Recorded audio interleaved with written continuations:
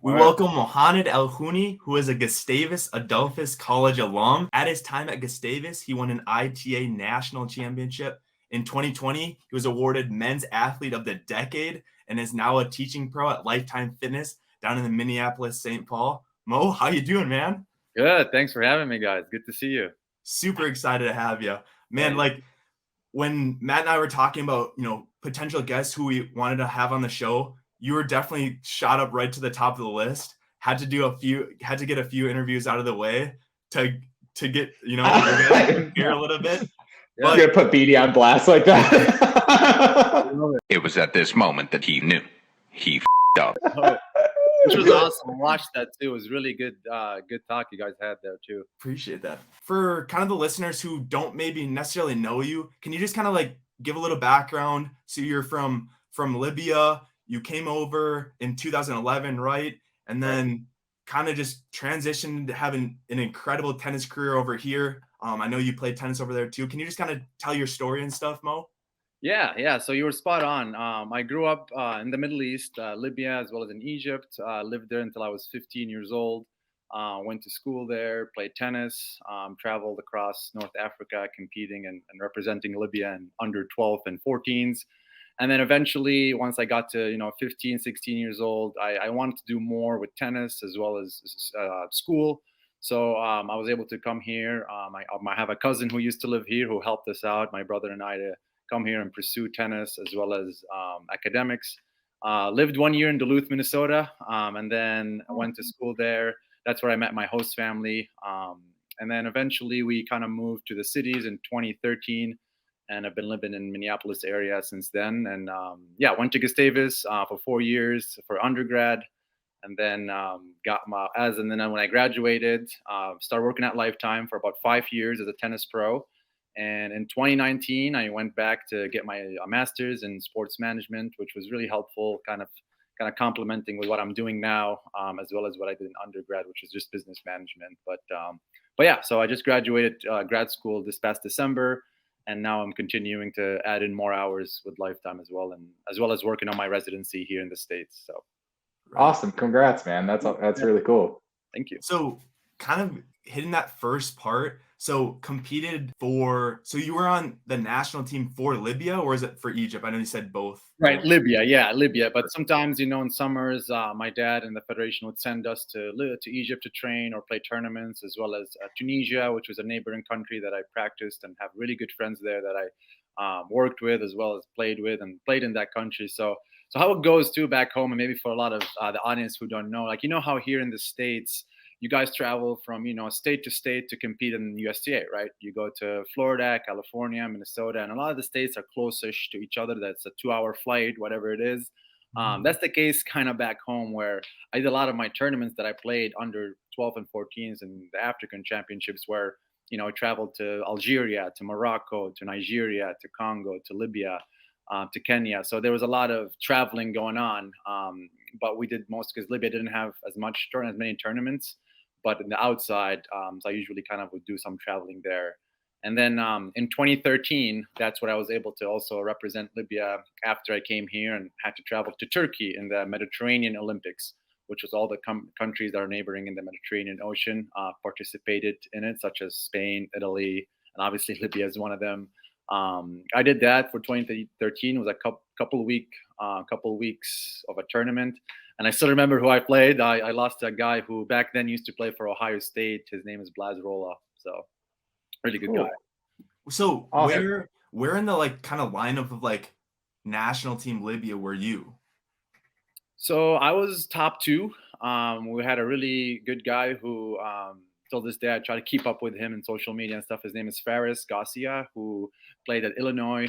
Super nice guy. He lived most of his life in Britain, though. And then he kind of would come and represent us as well in tournaments. And again, super high level guy and good guy who played one for us when we played, and I played right behind him, mostly singles play. How is the level in North Africa for tennis? It's gone better. There's a lot of exposure nowadays. Obviously now it's amazing compared to what it used to be 10 years ago, 5 years ago, especially with Ons Jabeur now doing great from Tunisia. Oh, yeah. Really good friend of mine. And We try to keep in Cool. touch. Malik Jaziri, who's also a great guy from Tunisia. You have Hamad Safwat from Egypt, and again Mayar Sharif as well from Egypt. So no, there's definitely a lot of representation. It's good for us too, and to kind of just promote it. To me, I'm trying to, even when I graduated college, I tried to give it all, but working on my residency kind of made it hard to travel. So I try to give back in terms of coaching. That's why we created the page, and just a way where we spread the word, and kind of whether it's back home or here, just trying to make sure that North Africa, Middle East have tennis going on for them. They just need some more exposure. So I kind of had a question. So you came over, you started living in Minneapolis. Obviously, we're similar age, so I remember seeing your name very high in the rankings as well. I'm assuming you had some Division I interests as well, given your ranking, and Division II interests. What made you choose? Like, was there a connection that got you to Gustavus? I know your brother played there as well, but was it just kind of following your brother, or how did you end up choosing Gustavus? I know it's obviously a top tier Division III team, but what was the draw to going to D3 versus maybe trying a D1 school for you? Yeah, no, that's a good question. So just kind of looking back, at least what I can remember, because that process, as you guys know, can be stressful, trying to figure out schools, trying to figure out where you want to go for academics, but also tennis. But for me, coming here, one thing that I had to really improve was my English, and also academics in general. I truly needed help from my teachers. I was always the one waiting a bit after class, getting that extra help, because I used to, especially moving here from 2011 to 2014 or 15, I was always kind of processing ideas and thoughts, whether I read a book or read a sentence. It was always in Arabic, so it took me a minute, and I always had to translate in English. And even speaking, if you'd have told me 10 years ago or so I'd be speaking to you guys like this fluently and just kind of having a normal convo, I would have called us crazy, but no, things, what made it better, just obviously coming here and connecting with people, talking always, and trying to improve my English, which kind of I got better at as through high school. But that was a deal breaker for me when I tried to pick colleges. I wanted to go to a school that's a bit smaller, where I knew academically, but also just my confidence with myself, I can excel. The two schools I looked at were the U of M, University of Minnesota, as well as Gustavus. So a couple local schools. I didn't really have time. I wasn't really aware and didn't want to waste a lot of time doing a lot of research or even traveling to other states, traveling to schools, visiting. I just didn't have that much time, or experience. If I was living here even earlier, maybe, but I felt like everything happened so fast. So Gustavus, like you mentioned, Matt, my brother obviously went there. So I was kind of putting everything down after I had a really good convos with, for example, Eric Buderek and Tommy Valentini, who's the coach now at GAC, and also had great convos with Jeff Young and Urban, who were the former coaches at the U. Super nice guys who mentored me through my juniors, but had honest convos, and just having these honest conversations with those four guys helped me kind of pick where I want to go, and I thought at first 1 year maybe playing at Gustavus with my older brother, being in a team was really helpful. And I tried to do that for the most part for 1 year, and then eventually, loved the program, loved the guys, loved coach, and just stuck with it. And from then it's been history. So what's the recruiting tactic like for Tommy Valentini, who you have a great Gustavus Adolphus team, right? Yeah. You have had history. You've had Eric Buderek, who's been an unreal doubles player, to like go after you, right? Like what kind of like tactics is he using? Hey, like, we have this incredible player who's going to change our history, like with Gustavus tennis. Like, what is he doing to get you? So, I mean, it was all honesty with these guys. I appreciated how Eric was super honest. He even shared with me his experience, how he went to D1 school, played good tennis, was always though, nervous and cautious about lineup and where he's going to play. Is he going to play 6, 5, 4, or if he's going to travel with the guys? And he kind of shared me some stories that made it obviously eye-opening to me and what I wanted in the next 4 years. So he's super honest with me, shared with me what he thought, especially after moving to Gustavus, and how he felt free and, knew where his spot in the lineup was going to be. He said he focused more on school, which was really helpful to me, that helped him with that. And when it comes to Tommy Valentini, I think he's a great hustler. He really really loves and passionate about the program too. So the hustle and the passion for him and doing what Steve Wilkinson have done too, carrying on his philosophy, he does it really well and he buys into it. So to me, just having a few conversations with him, I remember he even drove all the way from St. Peter to come to my host family's house, and just Cam sat down with us and laid it all out and told us kind of what he sees and what the vision is for the school, for me, and for him too. And I bought into that, and it was really helpful for me to have these combos for sure. I think from like the tennis like world, Tommy has a very, very like he's very well liked Yeah. amongst just like me looking at schools and stuff like that. Like he's someone who you want to go and play with. But my first memory of Tommy like in person was at the ITA regionals at Gustavus, which it's held there pretty much every year, I'm pretty sure. Mhm. But I think he was like really stressed about like the bracket or something like that. Yeah. Because he was getting everyone going. That must be the most stressful week of his life, because you got so many matches, doubles, singles. You have the Midwest draw, all of that. But yeah, he was just going a million miles an hour, and you can tell he definitely really, really cared. But Yeah, no, and obviously, to your point, different sites, right? The high school, the Yeah. other, you probably had to go to different places. I remember I did, going different places to play your first match at least. No, you're right. He always that week coming ahead, he tries to, take care of business, do some volunteers. He's always, on it. And good thing though with Gustavus, why it's always working though is the alumni too, the other people that were in the coach. I remember as people graduated, always came back to help in that week, whether it's being a director at a certain site, helping out with balls, helping out with just schedules, all that. So there's always 3 or 4 people that always had his back and helping him. And obviously the assistant coaches always do a good job having his back too. But no, you're right. That week can get hectic for sure. For sure. So that your freshman year, so you played your brother in the final. You both kind of met up. I remember I played your brother, and I think I lost in the quarters. So I kind of followed him along. I was like, it's always cool when the person you lose against, wins. And he played you. I'm like, all right, like Let's brother go, versus guys. brother. And you got him in 3, right? So close, but I actually did not win that. Oh, you didn't? Yeah, Oh. that was the only regional ITA that I did not win. But it was obviously a fun match still. It was always nerve-wracking playing him. And I remember actually a few years before that, it was like 2010 or so, we ended up doing the same thing in a different tournament back home. I ended up playing in the finals. It's always that, brotherly nerves / stress. But we went out, we obviously played it at Gustavus. It was super fun. It was 7-5, 7-5. He won. And then after the next 3 years, though, I won all 3 regionals. But yeah, so that was a fun tournament. I remember for my first year too. There's got to be a huge mental block when you're playing your brother. Like that's got to be tough. Yeah. We always play. We love hitting against each other, but just competing, I'm not sure. Like Isaac, I know you have a brother but also plays football, though, right? Yep. Right. Yeah, Matt. Do you have any siblings that play tennis at all? I have a little brother. Yeah. Okay.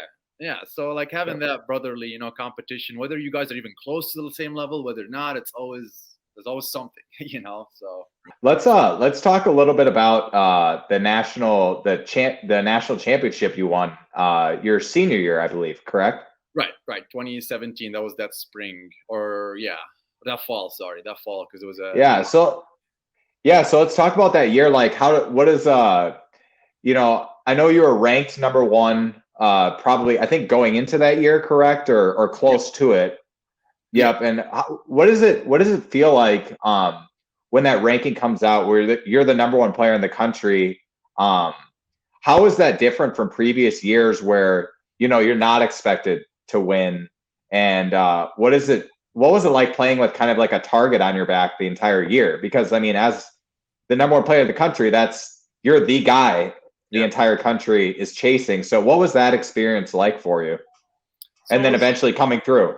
Right. No, so it was good overall. I think starting from my freshman year to sophomore year, I've always, tried to improve. And I knew I had the guys around us, the team. Obviously, as you guys know, Gustavus is a big team.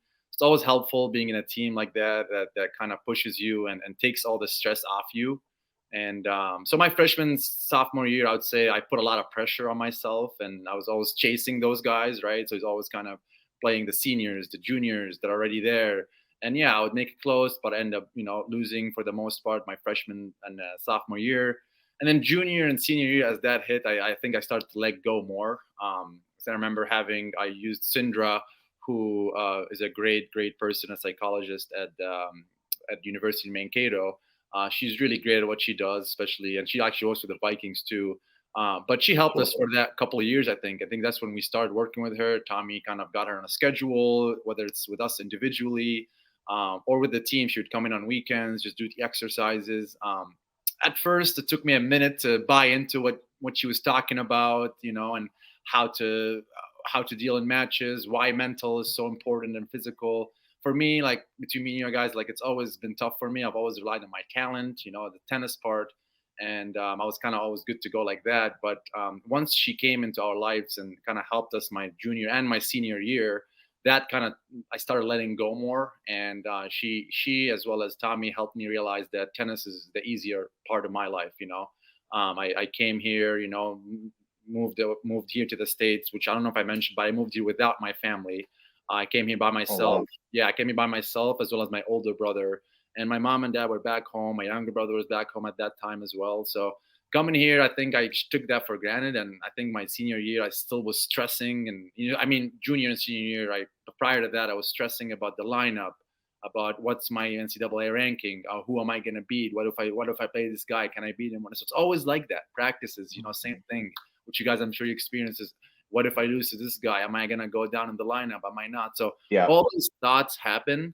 I think the more I matured though, and the more I really used Sandra to as much as she could to help me, that made me a bit stronger mentally and starting to let go more. So that I believe was the key to, just after I saw, like you said, seeing myself as the number one when the bracket came out, and just seeing Chicago's in the bracket, Emory, Middlebury, all these great schools that always do well and always have someone individually come out of those schools that does really well. And I think by my senior year, I just took it all in and, said, okay, I'm the only senior. I remember I believe I was the only senior in that tournament.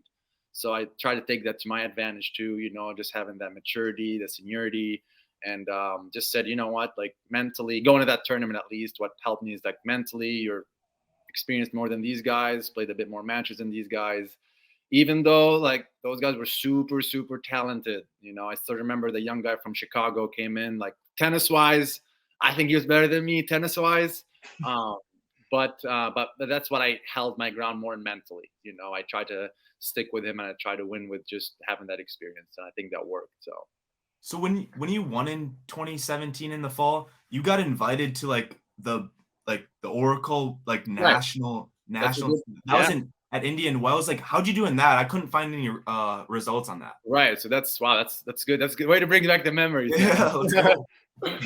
So with that, so actually my year 2017 was the first year ever where usually in that ITA, if you win the national ITA for D3, what they used to do, which I'm not sure if you guys have, they used to have four draws. There is the D3, there is the NAIA, there is the junior college, and there is the D2. And all four of us, whoever won that national for the respective division, they used to play a Super Bowl. And where the NAIA guy would play the D3 guy and the junior college guy would play the D2 guy, or vice versa. They play a little semi, and then that happened in the same site where I remember it was Georgia Rome, but same site where you play everything. And then whoever wins from that tournament, the Super Bowl, gets to go to the D1. Oh, yeah. Wow, that's cool. I did not know that. Yeah, and actually before that, I don't think there was ever a D3 guy that won it. But my year was the only year, which I'm fortunate for that they opened the draw. They expanded the D1 draw. They opened up a little bit, and they let all four of us get a wild card. So, nice. Which I was fortunate. I believe I was the first, the Division III player in history to ever play in a Division I competition, especially at the national level. So for me, I was obviously super excited, nervous, but once I got there, definitely I felt like I was a kid in a candy store. I was a child compared to these guys, which was super. I had one of my good friends at that tournament, got to catch up with them, which, you guys know Toby. Toby came into that tournament. Oh, yeah. Yep. Played in it for Nebraska, and as well as Skander Mansouri, who played at Wake Forest, who was my good friends back when we were younger. He was from Tunisia. And so got to see these guys, made me feel a bit welcomed and played with them a bit and played, did just fine. I think I lost both matches. I lost a guy from Baylor and a guy from Mississippi State. But for the most part, it was a really good experience. And I remember Tommy Valentini went with me, and we learned a lot from that for sure. The level of D3 tennis, amongst the super, super good schools like Gustavus, probably I would say like top 10, top 15 schools. I think a lot of those number one players on those teams they're D1 guys. You know what I mean? They're choosing 100%. D3. Yes.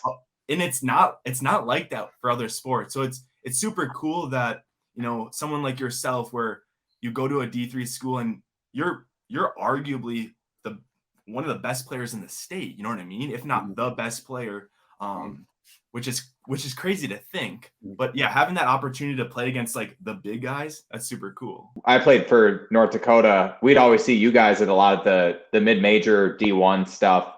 How do you think those kind of, I know you guys played the Drake Invite every year. I believe you won it one of the years, correct? One of the years, Yep. And I think I remember watching that. I think did you play Razvan or did you play for the guy from Creighton? Finals, I played a guy from Creighton. Armando? Yeah, he was a bit shorter guy, I think. Yeah, Armando Gandini. Wow, yeah. I can't believe I remember that. So kind of transitioning. So a couple of years ago, you won Athlete of the Decade for Gustavus Men's Athletics for 2010 to 2020. That's got to feel pretty good, right? Yeah. No, that was definitely really cool. Sick. And what I really liked about that is how everybody got engaged. If you notice, like engaged in the content. I feel like when it came out, it was mid-COVID. I think when the whole voting was coming out, and I remember the athletics did a good job. The athletic department did a good job just promoting it on Facebook, Instagram. And I remember sharing it, and really like what was pretty cool too is just connecting with some family friends and other people that I didn't connect with as much, whether it's sharing with them to vote, and they shared with me and the message, hey, I voted, and then kind of just having brief talks with them, people from back home, from Libya and Egypt. So that definitely was cool how they engaged everybody, and it was pretty fun to watch for sure. It's pretty crazy what social media can do, and winning an award, like you won, kind of connects you back together. You get to talk a little bit more. I mean, social media is a huge part of, our lives, and you're definitely taking advantage of it with your job. It seems like you're putting out, Instagram videos, you have a YouTube channel that you do very well on views. So like, what's your kind of inspiration? Why are you using, those social media outlets, in your coaching? Good question. So two things. One, I believe simple. I've always had a lot of content on my just personal phone. I've always believed that if you're a visual learner, most tennis players, I think, are visual learners, based on experience as well as just playing it myself and helping others. So I started just honestly, even since I started coaching, I was always just, if a player I've noticed they're having a hard time getting what I'm doing to them or what I'm telling them, I just film them, a little before, okay, look at this, we watch a bit and then boom, they get it. I'm like, wow, that worked for a couple. And that helped me once I show it to them, that content stayed on my phone, and I'm type of guys, if I see a lot of videos, I get stressed out. So my pictures, so all that video that I took, I was like, okay, one day, all these people are learning from mine, and I send them to the person. Once I edit the video, I send them, and then I keep them on my phone, So one day I just kind of decided, okay, all this content on my phone, instead of just keeping it there, let me just start, an Insta page where I didn't want to do it on my personal page because I didn't want to spam my friends or you guys with tennis stuff, but I wanted to have a separate page where it would be easy and fun, to just post some videos, whether it's before and after, and then just delete them off my phone, just keep them in memories on social media, like you were saying, because they will stay there if I save them. So that's number one, just being able to let it go and post. And yeah, two is just, I know, like you were saying, Isaac, is social media is it's coming up now. And I do believe that not a lot of people are using it properly. Most people are not taking advantage of it. Yeah, you can watch videos, do all that. It's great. And I know how it also can hurt some people who are just younger kids who are just staring. But once you get past that, especially in our era and age, you can do a lot helping others when it comes to just education. I know a lot of my clients at the adult level, and that's why I like to coach everybody at any level, high performance, P1, P2, P3 to 50 plus to even older or younger, because I do believe everybody can improve at any age or any level, So, and honestly, a lot of my adults that I work with are always on Instagram watching these videos from other YouTube creators and coaches and all that. And I remember why the idea came to me is I had one of my players once came to my lesson and they showed me what the pro said and they did. I'm like, wow, that's pretty cool. That's helpful. I'm like, okay, where is this pro from? And she said, oh, he's from Florida. I'm like, oh, cool. And then I went back home and did some research about just where are all these pros that have content out on YouTube and Instagram. A lot of them are out, in different states, and no one really did as much in Minnesota. As like as you guys now obviously are in it, as well as Dylan, who on the Rise Tennis, he also does a good job of just being engaging with the Boyers and stuff. So I was like, heck, let me just start something where it's new and just simple tips. And obviously with the reels, 1 minute videos, that can be fun to watch where it's not long, but no, it's been a fun journey just to, keep fresh, and gives me something fun to do in between lessons and all that. So one of your videos on YouTube is, I think it's like 3,000 views already, or 2,000 or 3,000 views. It's the title is, D3 tennis player versus D1 commit, with Bjorn Svensson, who committed blue chip, who committed to Michigan, which Bjorn's sick. Like Bjorn is super, super good. So, so you're giving lessons to him. You're probably playing a fair amount. Like, who's winning those matches? Like, are they close? Yeah. So what we used to do is, obviously he works with myself as well as Brian and Wyatt. So we try to help him with his game. And we each have different areas where we can help him improve, And from my end, what I like to help him with is using different areas of his game. He's an aggressive player and attacks every ball, plays your legit big game as a D1 player. But what I help him with is more his hands, his touch, his drop shot, his feel, his, serving, just more tactical stuff, and how to strategize, how to maybe win when you're not having a good day, and helping mentally, and play matches with him too. I think every time for the last year or so when we play, we just play some straight up sets. Wyatt and I do the same thing with him. I think Wyatt does the same, just plays with him and also drills with him a little bit. But when we play, I think the last couple of years, I would say I was winning more. But this year, he's been taking me down. Yeah. Which I don't know if I should be. I mean, I'm really happy for him, but the competitive in me wants me to get back on the court. So we actually ended up ordering the new blades that he ended up getting me. So stringing him those up, and then I'm ready for a new fresh. So I'm waiting for him to come back. Are there any things that you've had to do differently now in your mid-20s versus when you're, a freshman in college to maintain your level? I know I have for sure. Like, I've had to eat way cleaner. I do yoga every day. Like, there's just so much more now that I have to do. Has that changed at all in terms of trying to maintain your level? Yeah, no, food is definitely one thing too. I agree. I started eating a bit cleaner, eat a lot of carbs for me just to help me, especially for our job, like you gotta have more energy, you gotta, add more weight. So I try to do that, is bulk up a bit.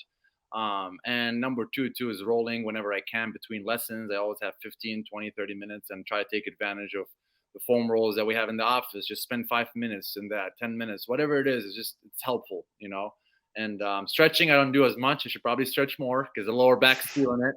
But also what's helping me is like, just playing sets. I try to use players like obviously they're helpful for them to play as well. But for the most part, most of our high performance players that I work with, such as Bjorn or, Maddox or other players, whether it's men or women, I try to play sets with them, and I always give them something to work on. And for me, as I'm playing with them, I also work on something for my own game. For me, I just try to stay in the competitive mindset.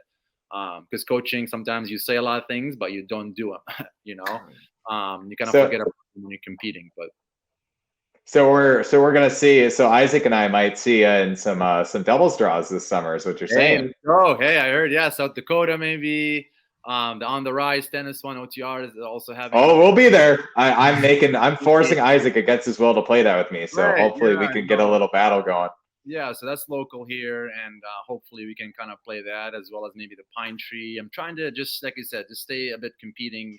And it's always fun to do that because then honestly, whenever I compete and come back next week, start coaching, I always try to just reflect back and see how I can, something I wasn't telling my players, how can I tell it now in a better way? It's based on the competition, what's new, so it's always helpful. But It would be awesome to see you up here at the Red River Open. Usually it's Yeah. like it was like 5K a couple years ago, and then they raised it to I think like 7,500. Was it 10K last year, Matt?